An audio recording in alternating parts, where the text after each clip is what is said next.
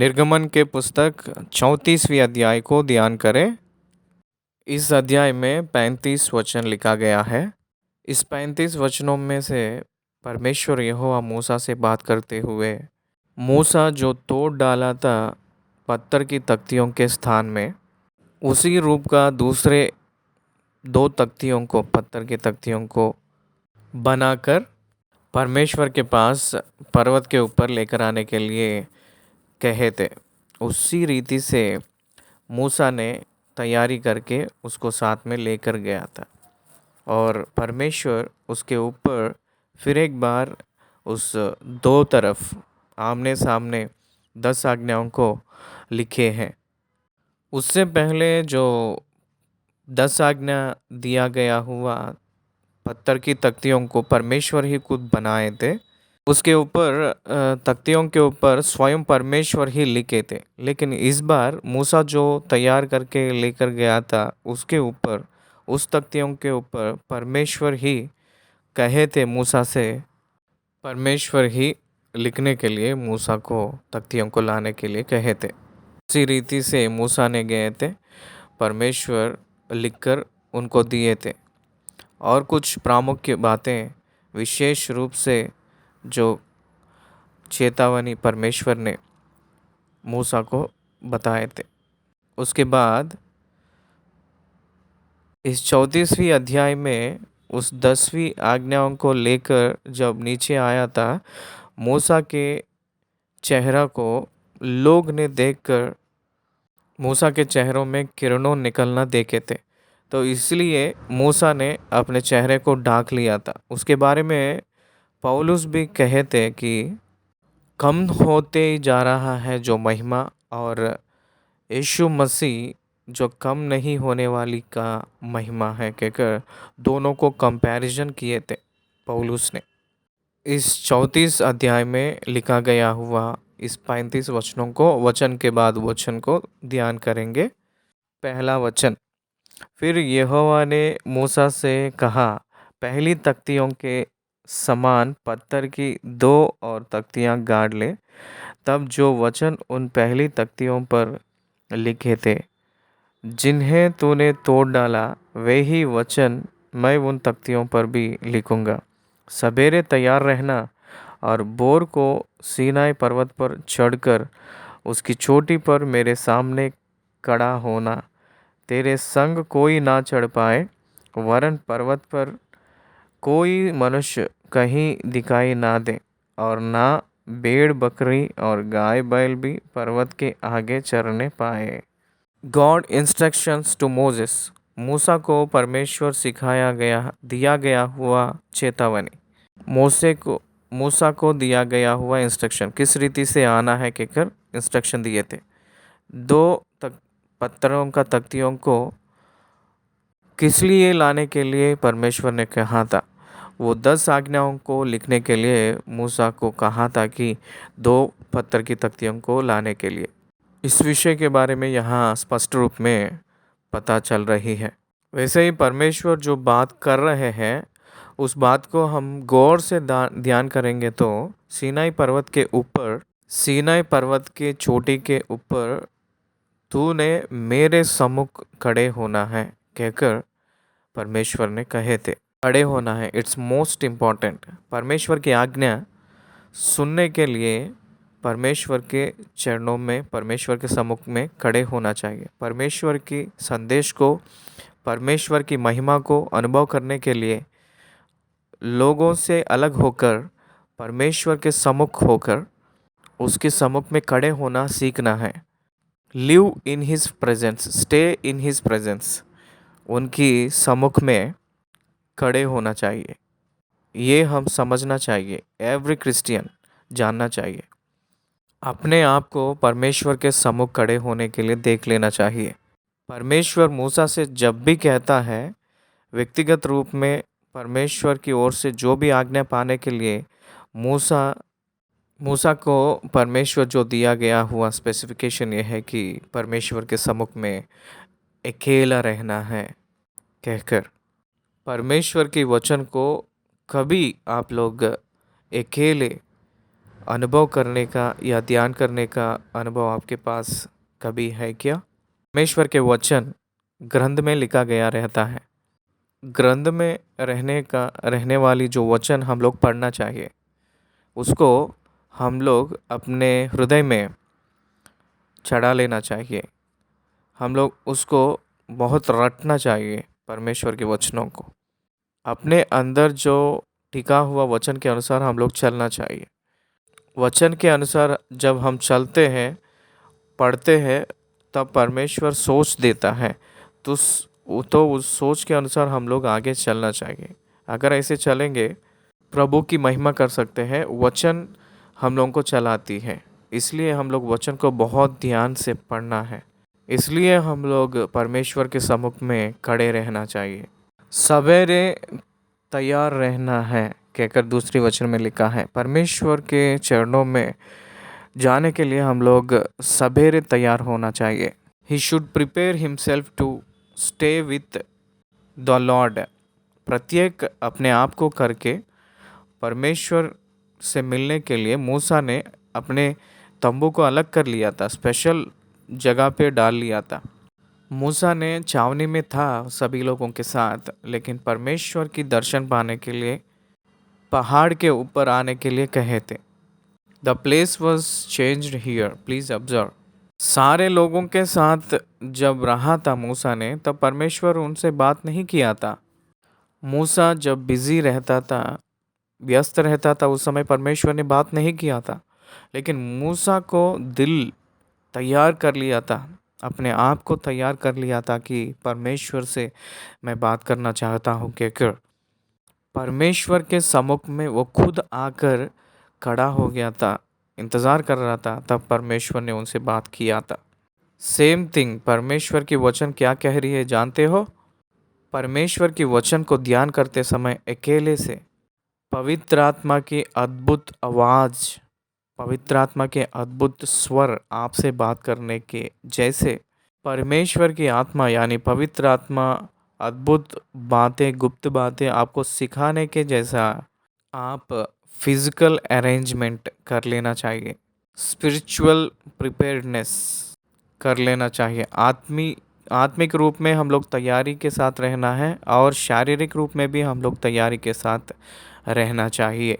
Special place, specific time, and separate the people. Then you can understand, you can listen the voice God in your spirit. आपके अंतर रूप में परमेश्वर जो दे रहा है, उस ध्यान करते समय जो आ रहा है, उस सोचों को, उस बातों को यू मस्ट राइट इट। आप लिखना सीखना चाहिए, आप लिखना शुरू करना चाहिए उस समय। ये जो अभ्यास करना मुझे आदत है। कोई भी नर इस पहाड़ के ऊपर नहीं रहना चाहिए, और कोई भी जानवर, कोई भी मनुष्य कहीं दिखाई ना दे इस पर्वत पर, और ना भेड़ बकरी और गाय बैल भी पर्वत के आगे चरने पाए। पुराना नियम में परमेश्वर ने मनुष्यों से बात करने के लिए, जब परमेश्वर ने सोचता था पुराना नियम में, भविष्यवक्ता के जरिया, भविष्यवक्ताओं के द्वारा बात करता था। लेकिन मूसा से जब बात करता था परमेश्वर ने, तो स्वयं वो उतर कर उस पहाड़ के ऊपर आके बात करते थे। वैसे जब वो उतर के आते थे उस पहाड़ के ऊपर, उस पर्वत के ऊपर, तो उस पर्वत का किनारे भी कोई छू लेता है तो वो मर जाता था। तो इसलिए इस्राएलियों को उस पहाड़ की, उस पर्वत की किनारे को भी टच नहीं करना है, छूना नहीं, कहकर चेतावनी दिए है। चौथी वचन, तब मूसा ने पहली तख्तियों के समान 2 और तख्तियाँ गाड़ी, और बोर को उठकर अपने हाथ से पत्थर की वे दोनों तख्तियाँ लेकर यहोवा की आज्ञा के अनुसार सीनाई पर्वत पर चढ़ गया। तब यहोवा ने बादल में उतरकर उसके संग वह खड़ा होकर यहोवा नाम का प्रचार किया। यहाँ आप लोग ध्यान दीजिएगा, यहोवा के आज्ञा के अनुसार कहकर लिखा गया है। हम लोग अपने भक्ति के रिवाज में, रीति में, हम लोग अपने खुद की स्वयं सोच के अनुसार नहीं चलना है। हम लोग परमेश्वर के वचन के अनुसार हम लोग प्रार्थना करना है। परमेश्वर के वचन जो कहती है उसी के अनुसार हम लोग भक्ति करना है। जैसे परमेश्वर के वचन कहती है, किस रीति से कहती है, उसी प्रकार it's has its own way of doing things. परमेश्वर की वचन को हम लोग किस प्रकार की रीति से हम लोग पूरा करना है, दैविक विधि है, उसी प्रकार हम लोग करना चाहिए। एफिसियों के पत्री ने मैंने 6 अध्यायों को बहुत एक्सटेंसिव रूप में ध्यान किया था, स्टडी किया था। एक एक एक शब्द को लेकर, एक एक शब्द को लेकर मैं ध्यान किया था। उसमें जो मैं पहचान लिया था कि परमेश्वर यहोवा उनके कलीसिया के लिए किस प्रकार की अद्भुत रीति की विधि बनाया है। अद्भुत रीति के विधि बनाया, इसका मतलब ये है कि किसी रीति से हम लोग वचन को ध्यान करना है। उस कलीसिया को पौलुस ने पवित्र आत्मा से भर के लिखे हैं। हिम्मत से मैं परमेश्वर की वचन को प्रचार करते समय किस रीति से मैं उसको प्रचार करना है, उसको मैं हिम्मत से प्रचार करने के लिए कहकर पौलुस ने कहते हैं। क्या समझ रहे हैं? वचन को किस रीति से प्रचार करना है, इसका मतलब मेथडोलॉजी इन प्रीचिंग। वचन को प्रचार करने के लिए भी एक मेथड होती है। There is a system in preaching. उसको कैसे प्रचार करना है, हिम्मत से वचन को प्रचार करने के लिए प्रार्थना किया करो कहकर पौलुस ने कहे थे। इसलिए मूसा ने परमेश्वर के वचन को पाने के लिए परमेश्वर जैसे आज्ञा दिया था उसी प्रकार ने मूसा ने गया है। सवेरे ने उठा है और अपने आप को तैयार किया है और पहाड़ के ऊपर चढ़ गया था। साइकोलॉजिस्ट लोग कह रहे हैं कि एवरी मॉर्निंग आपके brain it is very sensitive to receive, very short to receive, sorry very sharp to receive. नींद में से जागे के बाद नींद में से जागे के बाद 1 घंटा अपना ह्यूमन ब्रेन जो है वो अद्भुत रीति से हर एक बात को ग्रहण करती है, सोचती है कहकर साइकोलॉजिस्ट लोग कह रहे हैं। इसलिए हम लोग भोर से जागकर हम लोग परमेश्वर को दुआ करेंगे और वचन को ध्यान करेंगे तो अद्भुत रीति से हम लोग उसको यहोवा के नाम को यहोवा प्रचार किया। यहोवा कहकर जो नाम है, यहोवा ही खुद उतर कर आके उस नाम को प्रचार किए थे। उत्पत्ति के पहली अध्याय से लेकर निर्गमन के पुस्तक 3 अध्याय तक हम देखेंगे तो यहोवा कहकर जो नाम है वो कहीं भी दिखती नहीं है। हम लोगों को ट्रांसलेशन में, राइटिंग में मूसा ने केवल लिखा है यहोवा कहकर जो नाम का प्रचार मूसा से ही शुरू हुई थी। आपका नाम क्या है कहकर जब मूसा ने परमेश्वर से कहा था, उस समय परमेश्वर ने अपने नाम को मैं हूँ सो हूँ कहकर बताए थे। उनको नाम क्या है? वो रहने वाला है, द वन हु एग्जिस्टेड। इसका मतलब उनके नाम ही रहने वाला, उनका नाम ही बोलने वाला है। I am who I am, मैं ही। नया नियम में भी यीशु मसीह मैं ही कहकर 14 बार कहे थे। उसमें 7 बार जो कहे थे 7 I ams। 7 I ams का मतलब है कि इंग्लिश में मैं ही कहकर बोलने के लिए I ams कहते हैं। वैसे 7 बार यीशु मसीह ने प्रकट किए थे। पावरफुल सेइंग्स कहते हैं, बहुत सामर्थ्यपूर्वक कहे थे। उनको आखिरी रात में जो पकड़ा जा रहा था उस समय सैनिक लोग उनको पकड़ने के लिए जब आए थे, उस समय वो मैं ही कहकर जब कहते ही वो सैनिक लोग नीचे गिर पड़े थे। यहोवा, Jesus is nothing but Jehovah. दृश्यता, यीशु मसीह ने वो पिता को अपने अंदर उन लोगों को जो गिर गए थे उन लोगों को उठाकर यीशु मसीह ने पूछा है कि आप किसको ढूंढ रहे हैं। इसलिए यहोवा कहकर जो नाम व्यवस्था जब से दिया गया है तो परमेश्वर अपने नाम को प्रकट किए थे, अपने नाम को प्रकट कर लिए थे। ध्यान से सुनिएगा, उनके नाम सारे नामों से भी ऊंचा नाम है, इसलिए वो अपने नाम को प्रकट किए थे। इसलिए उनके नाम के वजह से मानव को उद्धार। इसलिए मत्ती रचित सुसमाचार आखिरी अध्याय का आखिरी वचनों में देखेंगे तो पिता के नाम और पुत्र के नाम और पवित्र आत्मा के नाम से, पिता पुत्र पवित्र आत्मा के नाम में बपतिस्मा लो कहकर लिखा गया है। इसलिए नाम, हिज नेम इज़ एवरीथिंग। उसी नाम से हम लोग उद्धार पाते हैं, उसी नाम से हम लोग छुटकारा पाते हैं, उसी नाम से अपने प्रार्थना सुनाई जाती है, उसी नाम से दुष्टात्माएं भागती है, उसी नाम से चंगाई पाते हैं। Everything is in his name, everything in his name, he appoint to his in his name. उनके नाम के लिए या उनके नाम के वास्ते वो वैसे ही बांधे हैं, उनके नाम के वजह से, नाम के हिसाब से खड़े हैं। उनका नाम उनको दर्शाती है। His name declares him, his name reveals him. इसलिए ही डिक्लेयर्ड हिज नेम, वो उनके नाम को प्रकट किए थे। तब मूसा ने तुरंत पृथ्वी की ओर झुककर दंडवत किया। 6वें वचन से पढ़ रहा हूँ।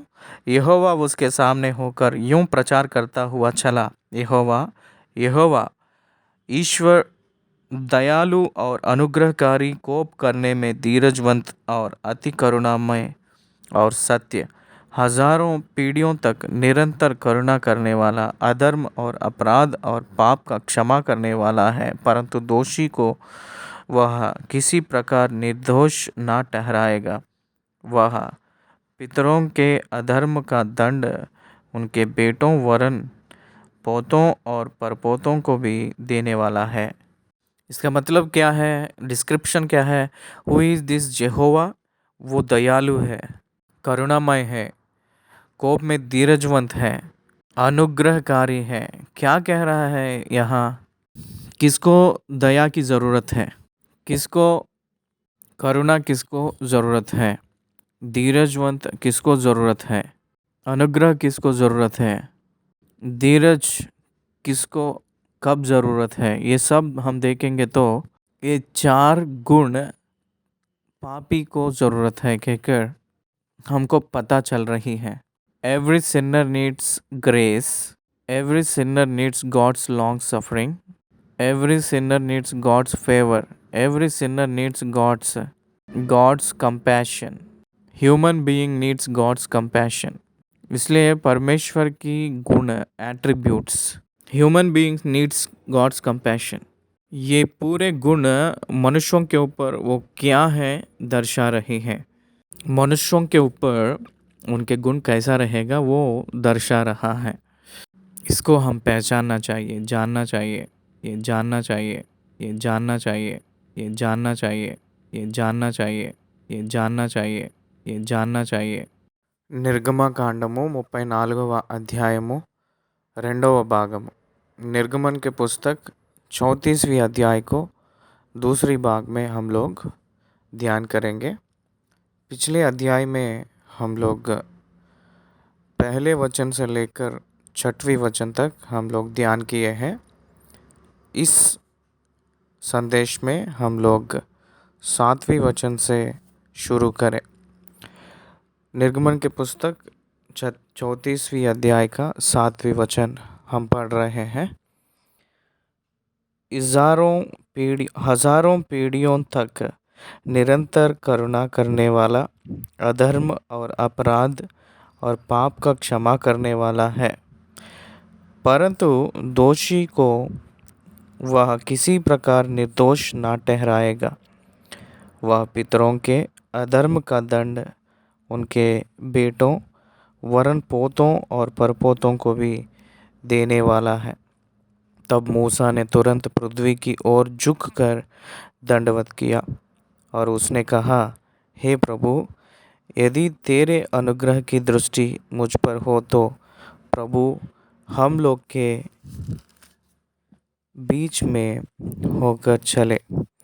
ये लोग हठीले तो हैं, तो भी हमारे अधर्म और पाप को क्षमा कर और हमें अपना निज भाग मान के ग्रहण कर। 10वीं वचन, उसने कहा, सुन, मैं एक वाचा बांधता हूँ, तेरे सब लोगों के सामने मैं ऐसे आश्चर्य कर्म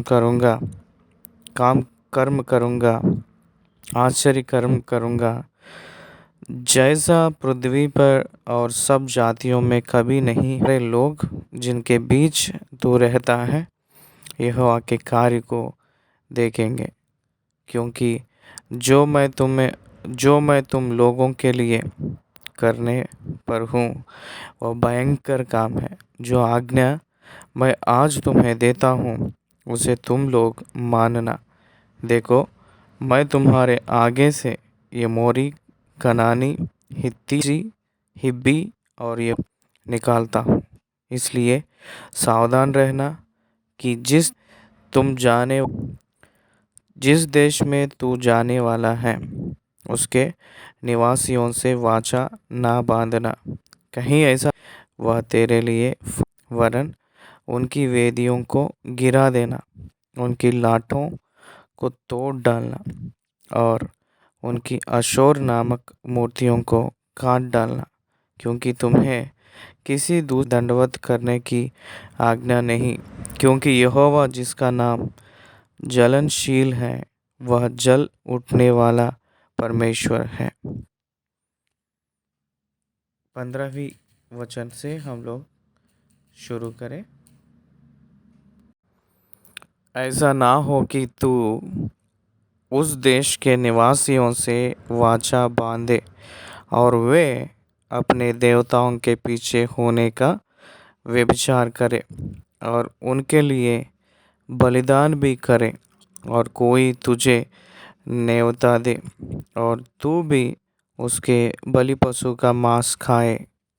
परमेश्वर यहोवा इस्राएलियों कनान के देश में प्रवेश किए के बाद उस देश में उससे भी पहले निवास करने वाले के लोग उन लोगों को न्योता देकर भोजन के लिए उन लोगों को बुलाएंगे। उस समय बलि देते सो समय उन लोगों के मूर्तियों को जो बलि देकर जो देते हैं प्रसाद, उसको आप लोग नहीं खाना है कहकर कह रहे हैं। परमेश्वर यहोवा कनान देश में अपने प्रजाओं को भेजे के बाद तुरंत 6 जात के प्रजा लोगों को नहीं मिटा डाले थे, धीरे धीरे उस सारे जात को मिटा दिए हैं। ये 6 जात के लोग अपने जो उन लोगों का देवता है उसको जो चढ़ाते हैं बलि, उसी कार्यक्रम में इन लोगों को न्योता देने का मौका है। वो पहले ही जानकर परमेश्वर ने उनसे कह रहा है कि इस्राएलियों से वो लोग जो बलि देते हैं उसको आप लोग नहीं स्वीकार करना है, क्योंकि वो मूर्ति को चढ़ाया हुआ है। नया नियम में पौलुस ने कहे थे कि मूर्तियों को चढ़ाया हुआ भोजन या कोई भी प्रसाद और किसी जानवर को या किसी बलि देने वाली जो भी चीज़ को बिना खून बहाकर मार के खाएंगे तो उसको खाना मना है कहकर पौलुस ने कहे थे। ये इस्राएलियों के इतिहास में अपवित्र जानवरों का और अपवित्र कामों को दर्शाती है, इसीलिए उसको खाना मना है कहकर कहे थे। जानवरों को मूर्तियों को बलि चढ़ाए सो जब उसकी मांस को नहीं खाना कहे थे। यहाँ हम देखेंगे तो पुराना नियम में इस्राएली लोग जो प्रजा है उन लोगों को परमेश्वर पवित्र बनाकर प्रत्येक रूप में अलग किया हुआ कारण से अन्य लोगों के जैसा ना रहने के लिए इस विधि को लेकर आए थे परमेश्वर ने। जानवर के मांस के अंदर कोई भी दोष नहीं है किसी प्रकार की, लेकिन उस जानवर मूर्ति को चढ़ाए हुए के कारण से उसको निषिद्ध कहकर परमेश्वर मानने के लिए कहे थे। न्यू टेस्टमेंट पीरियड में आए सो जब अल्पविश्वासी के भाई के निमित्त उसी रीति का जो मांस को नहीं खाना है कहकर पौलुस ने कहे थे। न्यू टेस्टमेंट में कोई भी बलि है ही नहीं, क्योंकि यीशु मसीह बलि हुए के बाद कोई बलि नहीं है। इसलिए बलि दिया हुआ मांस के विषय में जो सामर्थी दृढ़ विश्वासी निर्दोष होता है, क्योंकि पुराना नियम नया नियम में अप्लाई नहीं हो रही है। यीशु मसीह क्रूस पर बलि हुए के बाद में समस्त पवित्र बना दिए हैं। इसलिए बलि के नाम से दिया हुआ मांस को और कोई भी खाने के चीज़ के विषय में अल्पविश्वासी उसके विश्वास में भटकने ना पाए के कारण उसको विसर्जन करना है कहकर प्रचार हुई है। 16वीं वचन, और तू उनके बेटियों को अपने बेटों के लिए लाए और उनकी बेटियों जो आप अपने देवताओं के पीछे होने का व्यभिचार करती है। व्यभिचार का मतलब यहाँ मूर्तियों को पूजा करने का अर्थ आती है। तेरे बेटों से भी अपने देवताओं के पीछे होने का व्यभिचार करवाए। इसका मतलब मूर्ति का पूजा करवाएंगे क्या कहकर करवाए क्या, इसका मतलब यह है कि भविष्य की बात। तुम देवताओं को मूर्तियां डालकर ना बना लेना।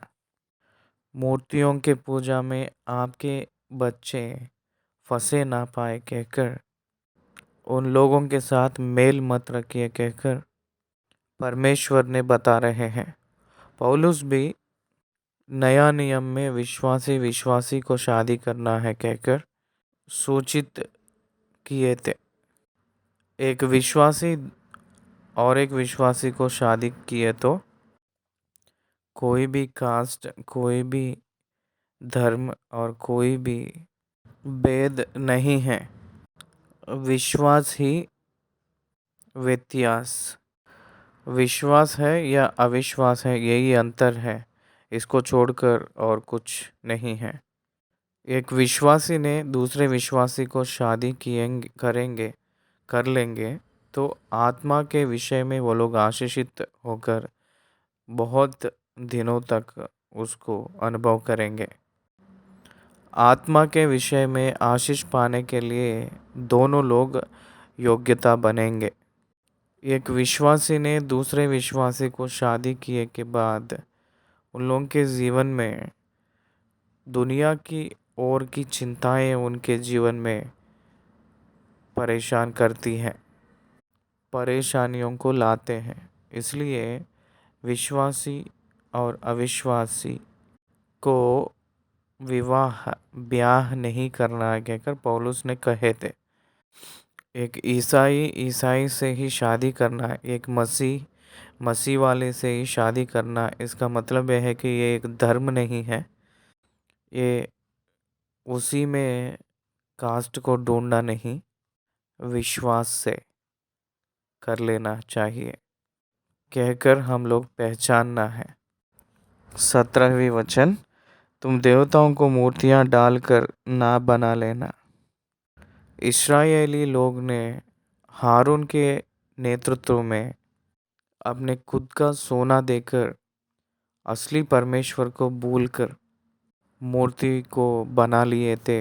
उस समय मूसा ने उन लोगों के ऊपर क्रोधित होकर उस मूर्ति को जलाकर सारी प्रजा को शुद्ध किया था। तो इसलिए मूर्ति को पूजा करने का खतरा है। क्यों लोगों ने मूर्ति के पूजा करने की ओर दौड़ते हैं, मुड़ते हैं? परमेश्वर को ना जानकर, अंधकार की मन रहने के वजह से उन लोग मूर्तियों की ओर मुड़ते हैं।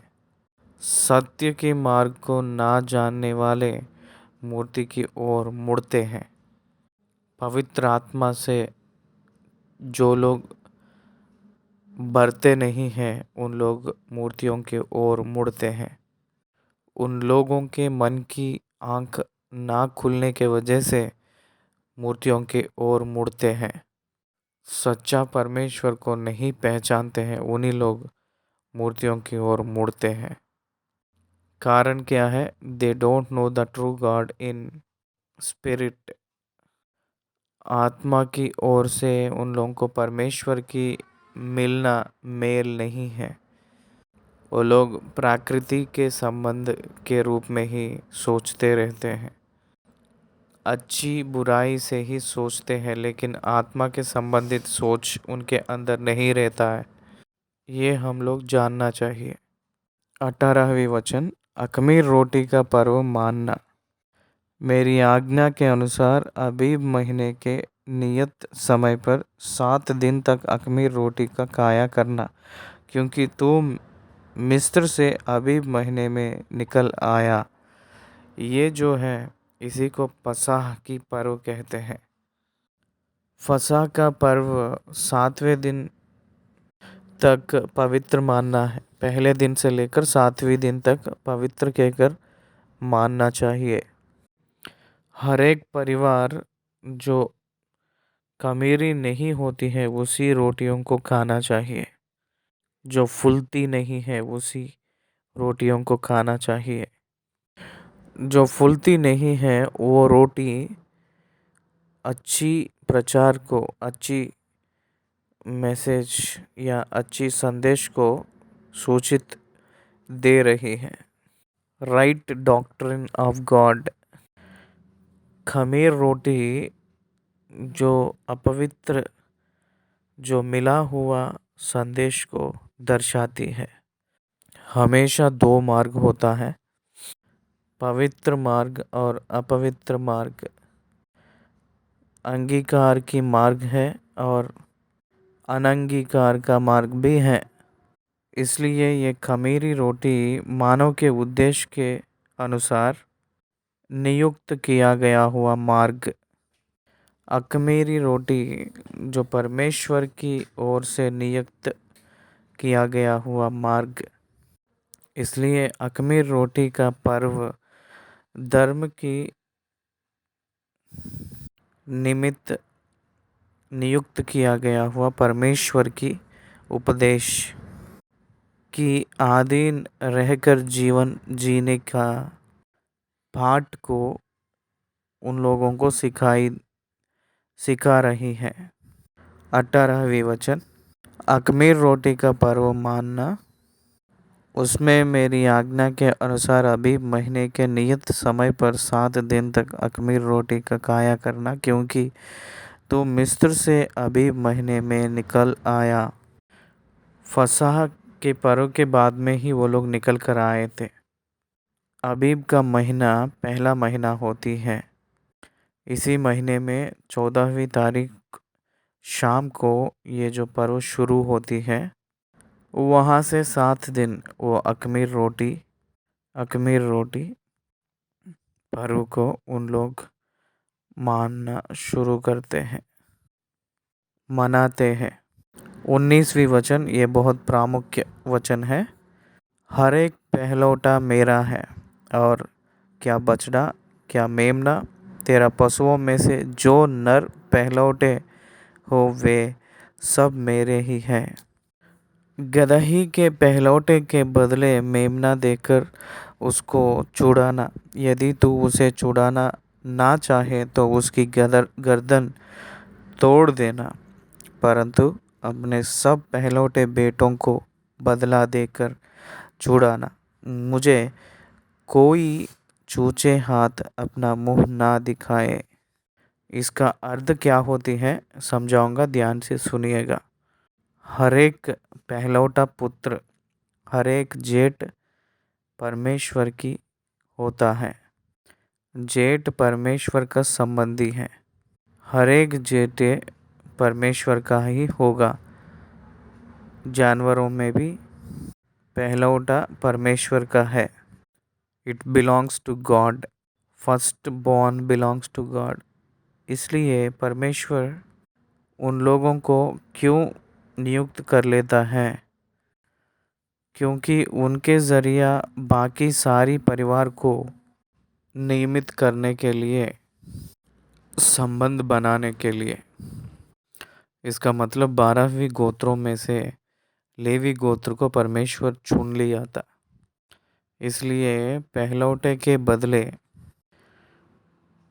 पहलौठे के सारे, हर एक गोत्र में से पहलौठे को समर्पण करने के बदले 12वीं गोत्रों में से एक गोत्र को अलग करके लेवियों को उनके याजक के काम के लिए इस्तेमाल करने के लिए नियुक्त कर लिया था।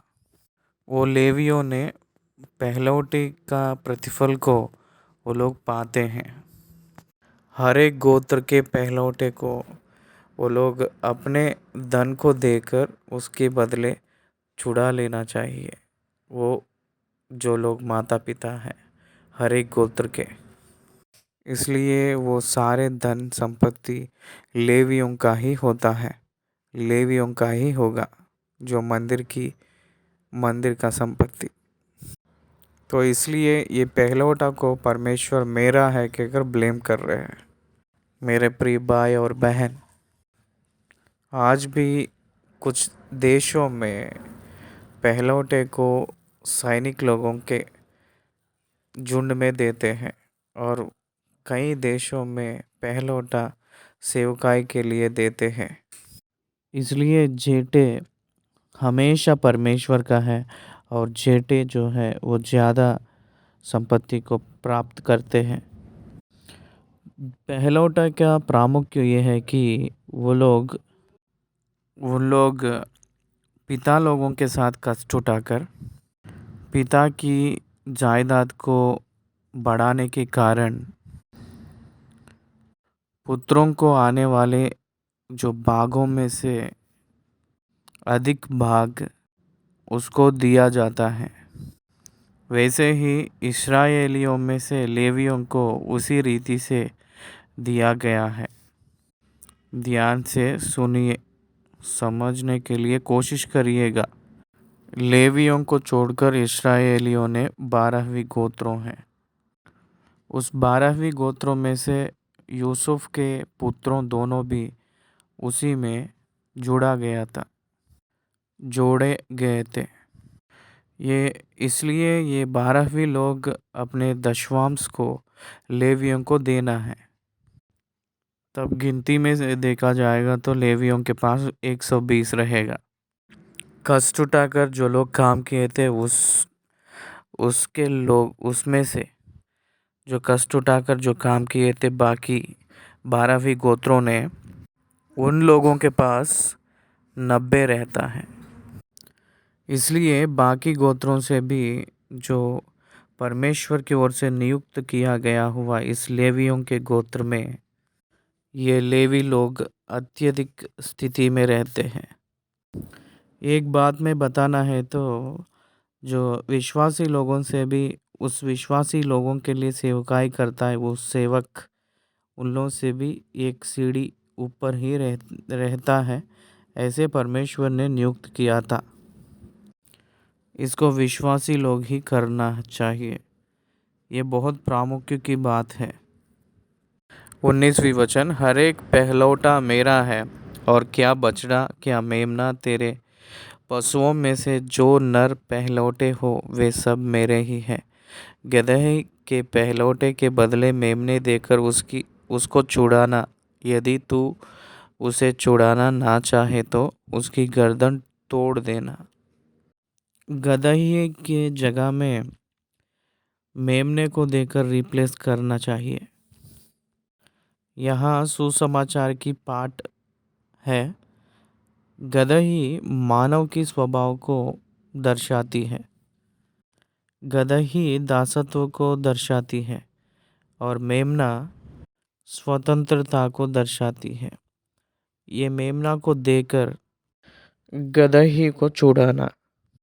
यीशु मसीह ने मेमना को एक उदाहरण है, मेमना का उदाहरण है और मनुष्य गदही के और गदही का उदाहरण है।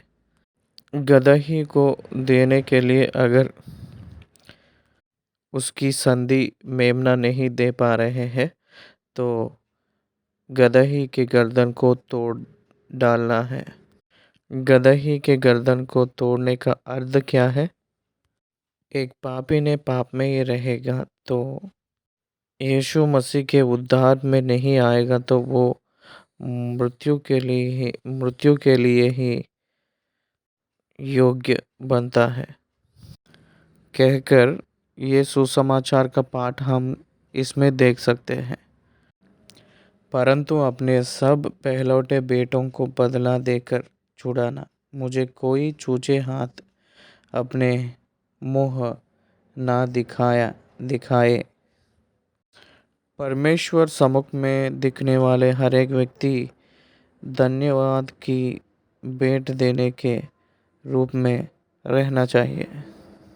इसलिए कोई भी परमेश्वर के सेवक को दर्शन पाने के लिए जब भी उनके पास जाते हैं, किसी कुछ लेकर उनके सम्मुख जाने का आदत अपने ईसाई लोगों के अंदर आते हुए जा रही है। 21वीं वचन, 4 दिन तो परिश्रम करना परंतु 7वें दिन विश्राम करना, वरन हल जोतने और लवने के समय में भी विश्राम करना। देखे हैं, जोतने का और लवने के समय में भी विश्राम करना है कहकर चेतावनी यहाँ दे रहे हैं।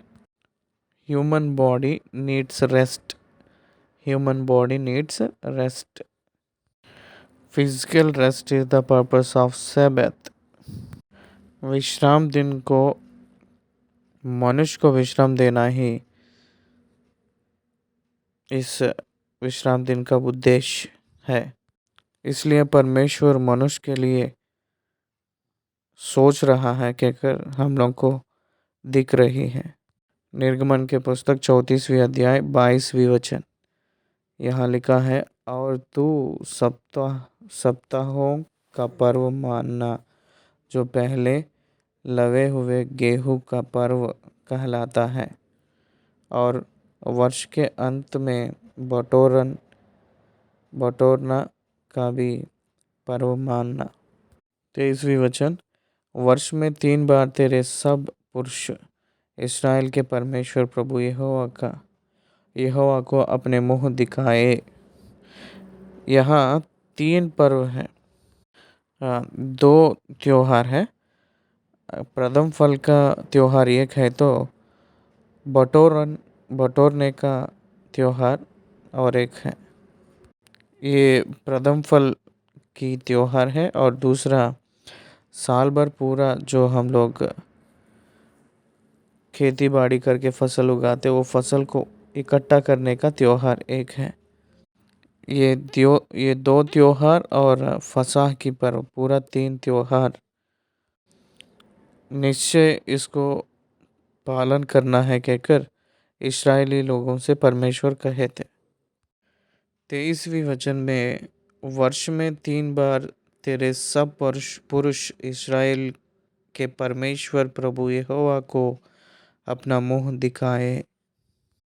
24वीं वचन, क्योंकि मैं अन्य जातियों को तेरे आगे आगे से निकाल कर तेरी सीमाओं को बढ़ाऊंगा, और जब तू अपने परमेश्वर यहोवा को अपना मुँह दिखाने के लिए वर्ष में 3 बार आया करे, तब कोई तेरी भूमि का लालच ना करेगा। परमेश्वर सीमाओं को बढ़ाने के लिए कह रहे हैं। जायदाद को, सीमाओं को नियुक्त करने के लिए परमेश्वर कह रहे हैं। जब राइट डिस्ट्रीब्यूशन ऑफ लैंड होती है तब लैंड रजिस्ट्रेशंस जायदाद होगा। There will be no more disputes. उसके कारण दूसरे दूसरे लोग दूसरों का ज़मीन को लालच नहीं करेंगे। परमेश्वर अद्भुत रीति से भूमि को बांटा था। जो गोत्र है, जिन्हों जिन्हों गोत्र है, उसको अलग अलग ज़मीन को बांटा था, अलग अलग गांव को दे दिया था। उन लोग भी अपने अपने परिवार के हिसाब से वो लोग उस ज़मीन को बांट लिए थे। कहीं भी सिविल जो झगड़ा ना आकर परमेश्वर पहले से ही उसका पूरा जानकारी लेकर बांटे हैं। लड़के लोगों को ही भूमि मिलती है और लड़कियों को नहीं मिलता है, क्योंकि वो लोग दूसरे घर के लोग होते हैं। वहाँ उन लोगों के पति का जो ज़मीन उनका होता है, तो इसलिए डबल पोर्शन ना मिलने के लिए स्त्री लोगों को स्वास्थ्य नहीं दिया था, जायदाद नहीं दिया गया था। ज़मीन परमानेंट लैंड फॉर इनहेरिटेंस।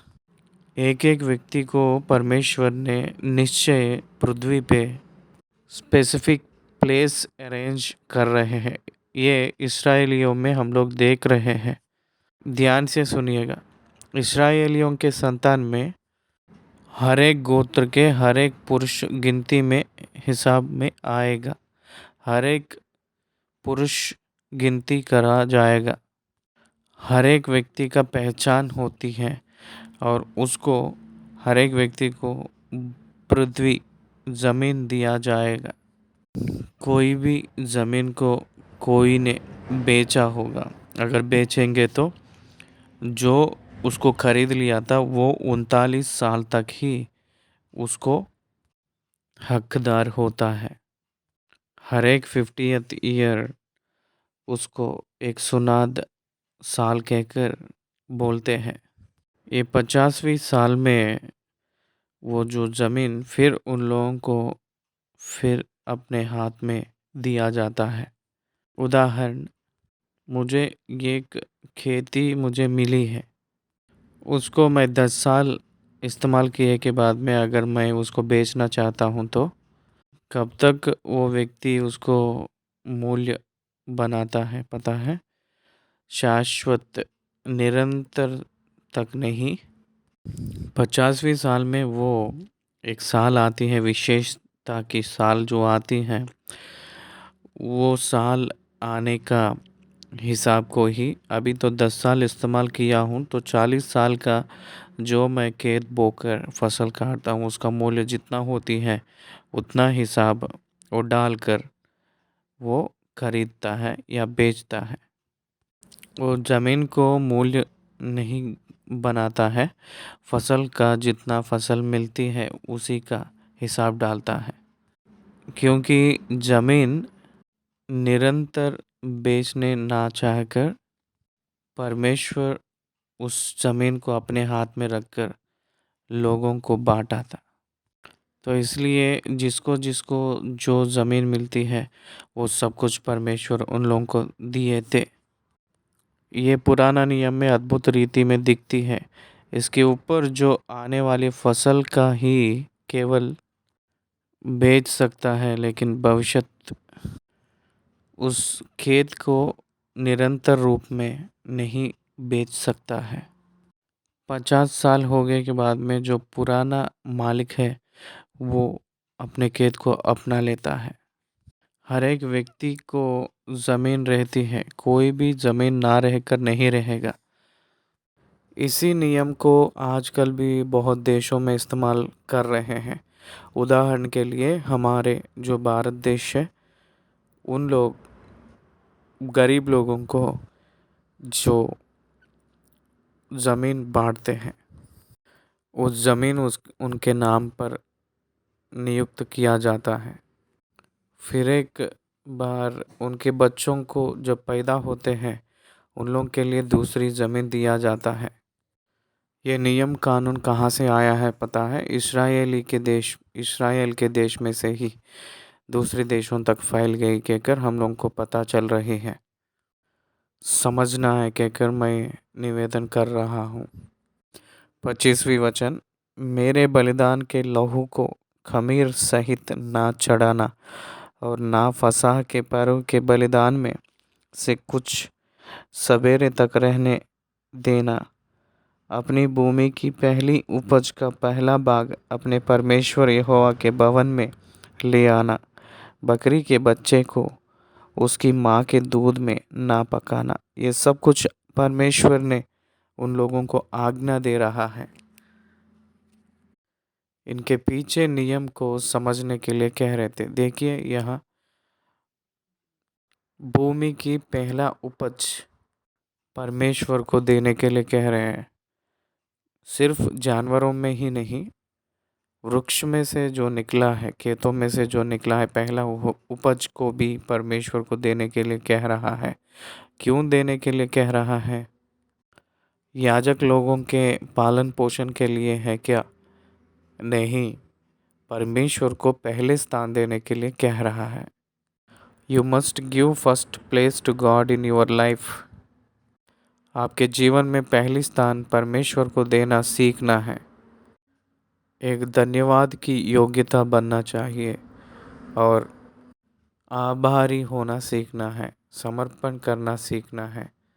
इसीलिए परमेश्वर बता रहे हैं, आज्ञा दे रहे हैं।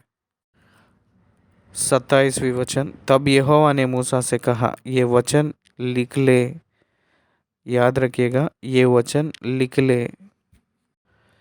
ये परमेश्वर जो 10 आज्ञा दिया था उसको छोड़कर 6000 वादाएं, सेरेमोनियल लॉस कहते हैं, 6000 commandments of God old testament में है कहकर पहचाने हैं।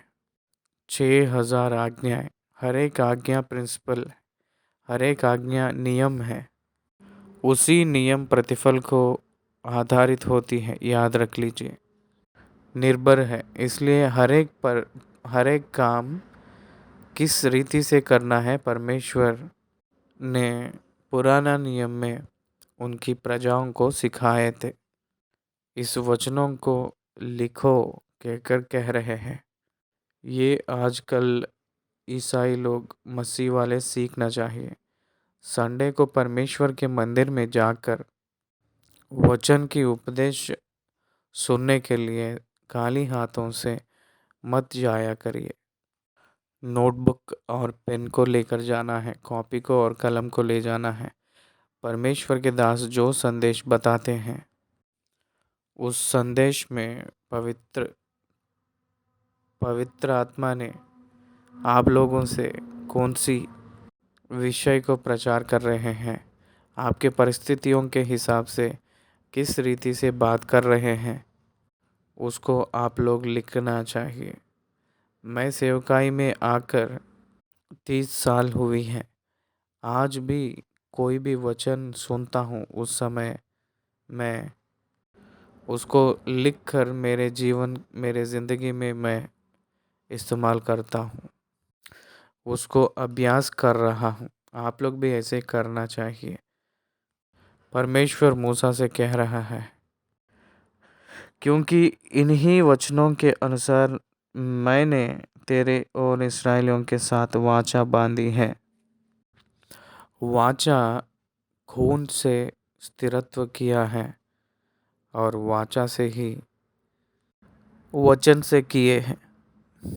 The blood witnessed the covenant.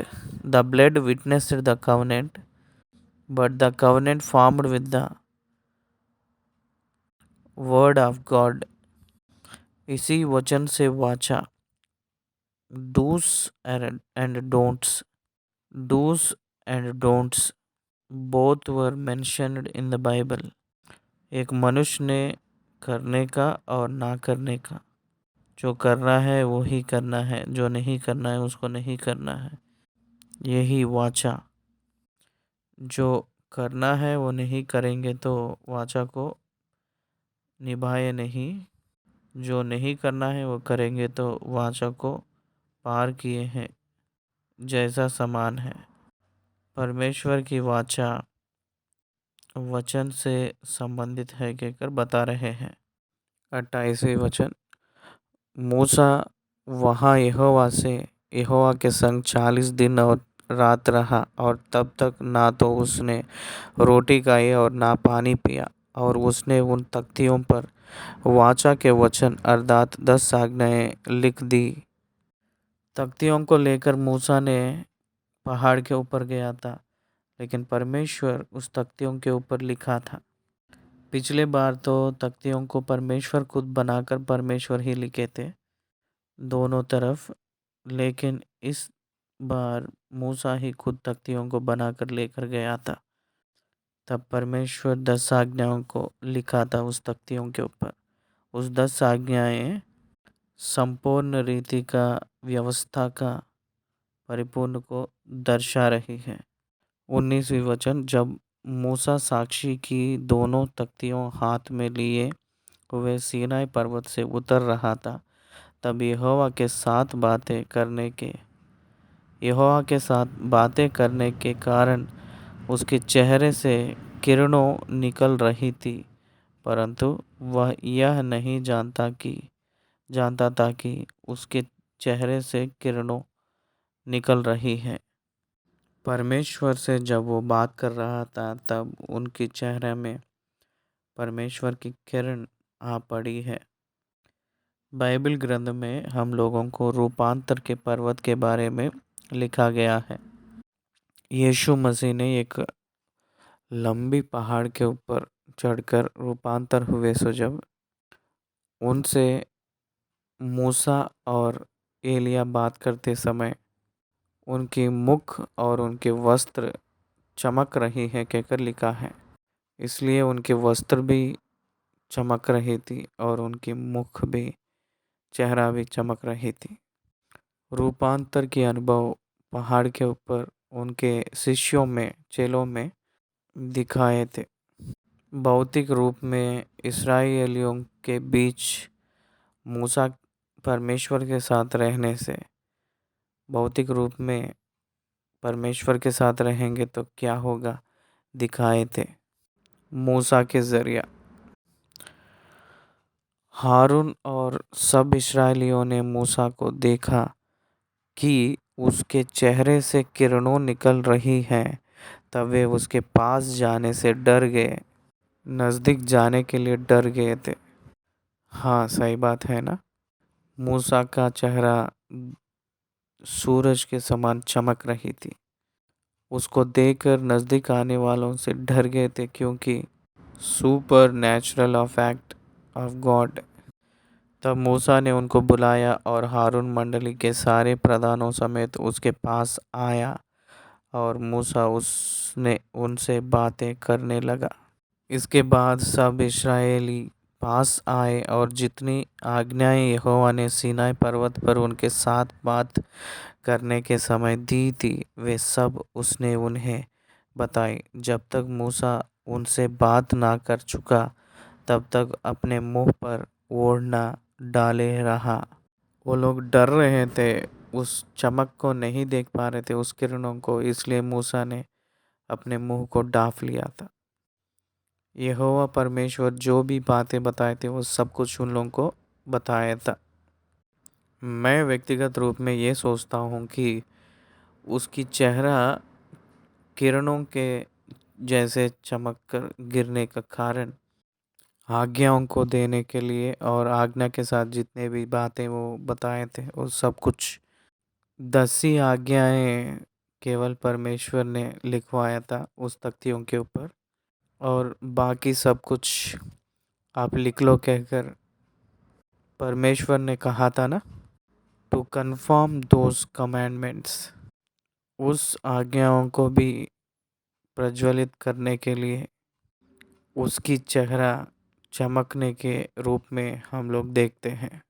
उनकी मुख चमकने के कारण जो भी बातें वो बताए थे वो सब कुछ उस सब कुछ बातों के ऊपर विश्वास करने लगे थे इस्राएलियों ने। 34वीं वचन। परंतु जब जब मूसा भीतर यहोवा से बात करने को उसके सामने जाता जाता तब तब वह उस ओढ़नी को निकलते समय तक उतारे हुए रहता था। फिर बाहर आकर जो जो आज्ञा उसे मिलती उन्हें इस्राएलियों से कह देता था। जब बाहर आता था वो ओढ़नी के साथ रहते थे मूसा ने, लेकिन अंदर जब जाते थे उस समय उनके ऊपर वो ओढ़नी नहीं है। हम लोग स्वर्गलोक गए सो जब ना ओढ़नी ना रहे सो जैसा दिखते हैं कहकर कहे थे पौलुस ने। हाँ, we don't need any mask before God. इसलिए परमेश्वर के वचन क्या कह रहे हैं। परमेश्वर से बात कर रहा था मूसा ने और उसकी प्रतिफल क्या दिख रही है। चमकने वाली चेहरा दिख रही है। मूसा की चेहरा चमकते हुए इस्राएलियों ने देखे थे। इस्राएली मूसा का चेहरे देखते थे कि उससे किरणों निकलती है और जब तक वह यहोवा से बात करने के भीतर ना जाता तब तक वह उस ओढ़नी को डाले रहता था। परमेश्वर के पास का मतलब तंबू में जाते समय ओढ़नी को निकाल कर गया था और तंबू में से बाहर आता है तो उस समय लोगों से बात करते समय ओढ़नी को ढाँप कर बात किया था। तो सारी प्रजा को ये समझ आ रही है कि अंदर गए से जब परमेश्वर बात कर रहा है इसलिए वो बाहर आकर हमको बता रहा है, इसलिए we have to bound for them. हम उनकी आधीन में रहना है, हम उनको पालन करना है कहकर वो सीखे हैं। देखिए परमेश्वर कितनी अद्भुत रीति से प्रचार कर रहा है। Nobody forgets his style of teaching. कोई भी परमेश्वर की प्रचार को भूल नहीं पाएंगे। मूसा की चेहरा चमकने के वजह से वो सारे बातें सत्य है कहकर बताते हुए ये कंपलसरी पालन करने के लिए आज्ञा दे रहा हूँ कहकर परमेश्वर निश्चय बता रहे हैं। God's style of communication is entirely different from human beings. परमेश्वर की अद्भुत रीति का प्रचार करने का विधि हम जानना चाहिए। वो भिन्न रूप के रीति से रहते हैं मनुष्य ने देखे सो। जब हम लोग 34वीं अध्याय को ख़त्म किए हैं। धन्यवाद।